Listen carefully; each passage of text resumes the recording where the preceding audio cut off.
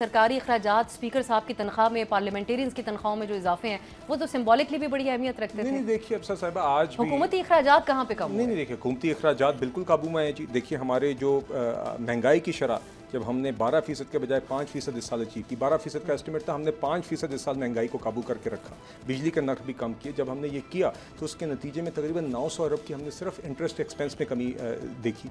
Subsidies हमने जो budget की थी उसमें हमने कमी की। हुकूमती अखराजात हमने राइट साइजिंग करके कम किए। तो देखिए ये हम आगे भी ये अमल जारी रखेंगे और जो आप बात कर रही थी हमने यही अमल किए तो हमने वो अहदाफ हासिल किए। लेकिन अब जो दूसरी तरफ जो अब आपके अहदाफ की एक तफसील है जो हुकूमत की तरफ से पेश की गई, वर्ल्ड बैंक की रिपोर्ट हर तरफ गर्दिश कर रही है, उनकी तरफ से गुर्बत की शरह में बताया गया 44.7% इजाफा हुआ।